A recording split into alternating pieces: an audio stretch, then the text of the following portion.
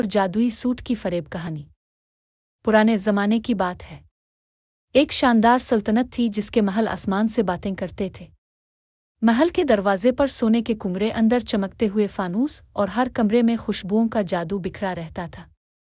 اس سلطنت کا بادشاہ ایک ذہین اور طاقتور حکمران مانا جاتا تھا۔ لوگ اس کے انصاف اور جاہ و جلال کے قصے سناتے نہ تھکتے۔ ایک دن موسم خوشگوار تھا۔ محل کے وسیع صحن میں بادشاہ کا شاہی دربار سجا ہوا تھا۔ وزراء، امراء، فوجی کمانڈر، قاضی سب اپنی اپنی جگہ سنبھالے بیٹھے تھے۔ نوبت بج رہی تھی اور محل کے باہر سے آنے والے مہمان باری باری سلامی پیش کر رہے تھے۔ اسی دوران دربار کے دروازے پر دو اجنبی جلہے حاضر ہوئے۔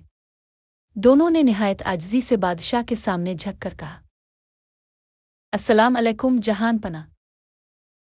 بادشاہ نے مسکرا کر جواب دیا، وعلیکم السلام، بولو کون ہو اور کہاں سے آئے ہو؟ ایک جلہے نے آگے بڑھ کر کہا، جہان پناہ، ہم دور دراز کے شہروں کے سفر سے آئے ہیں۔ ہمارا کام کپڑا بنانا ہے، لیکن عام کپڑا نہیں، ایسا کپڑا جو دنیا میں کسی نے نہ دیکھا ہو۔ بادشاہ کی بھنویں اٹھ گئیں۔ کیسا کپڑا؟ جلہے نے رازدارانہ لہجے میں کہا، ایسا کپڑا جو صرف ایماندار، پاک صاف اور اہل لوگ ہی دیکھ سکتے ہیں۔ اگر کوئی کرپٹ، بے ایمان، نااہل شخص اس کپڑے کو دیکھے گا تو اس کی آنکھوں کو وہ کبھی نظر نہیں آئے گا۔ یہ سن کر دربار میں سرگوشیاں ہونے لگے۔ کچھ لوگ حیران، کچھ مشکوک اور کچھ تجسس میں تھے۔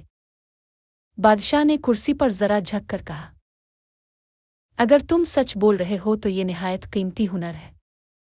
جہان پناہ، ہم آپ کے لیے خاص سوٹ تیار کریں گے۔ جلہے نے کہا، ایسا سوٹ جو آپ کے رتبے اور شان کے لائق ہو۔ بادشاہ نے فوراً حکم دیا، ان کے لیے رہائش کا بہترین انتظام کرو، کھانے پینے کی سہولت دو اور کپڑا بنانے کے لیے جو بھی چاہیے فراہم کرو۔ ان جلہوں کو ایک شاندار مکان دیا گیا، سونے کی اشرفیاں اور کپڑا تیار کرنے کے لیے بڑی بڑی کھڈیاں مہیا کی گئیں۔ دھوکے کی شروعات۔ کھڈیاں ایک کمرے میں لگا دی گئیں۔ جلہے صبح شام وہاں آتے، کھڈیاں چلاتے، لیکن دھاگے کا کوئی وجود نہ تھا۔ وہ بس خالی کھڈیاں حرکت دیتے اور کبھی کبھار ایسے ہاتھ ہلاتے جیسے کپڑا باندھ رہے ہوں۔ 2 ماہ بعد بادشاہ نے اپنے 3 قابل اعتماد وزراء کو حکم دیا، جاؤ دیکھ کر آؤ کہ کپڑا کہاں تک تیار ہوا۔ وزراء جب کمرے میں پہنچے، جلہے خوشی سے بولے، حضورین والا، یہ دیکھیے کتنا خوبصورت ڈیزائن ہے۔ ہم نے رنگوں کا امتزاج بھی شاہی شان کے مطابق رکھا ہے۔ وزراء نے کھڈیاں دیکھیں، وہاں کچھ نہ تھا۔ تینوں ایک دوسرے کا چہرہ دیکھنے لگے۔ دل میں خوف آیا۔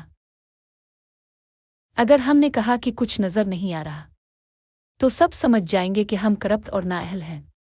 لہذا پہلا وزیر مسکرا کر بولا، سبحان اللہ، یہ تو کمال کا ہنر ہے۔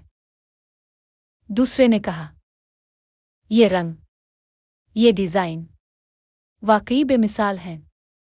تیسرے نے بھی جھوٹ بول کر کہا، جہان پناہ خوش ہو جائیں گے۔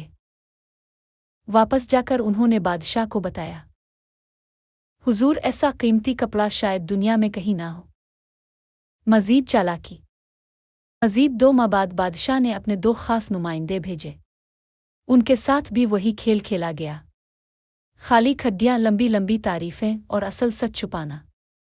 ہر نمائندہ دل میں سوچ رہا تھا، مجھے کچھ نظر نہیں آ رہا، کیا میں بھی بے ایمان ہوں؟ لیکن سب نے زبان سے تعریف ہی کی۔ سوٹ کی پیشکش۔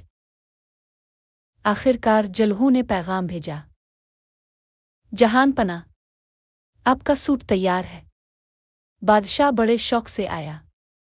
جلہوں نے کپڑا لانے کا ڈرامہ کیا، سوئی دھاگے سے ناپ لیا اور سوٹ پہننے کا بھی ڈرامہ رچایا۔ بادشاہ نے آئینے کے سامنے کھڑے ہو کر کہا، واہ، یہ تو واقعی شاہی شان کا ہے۔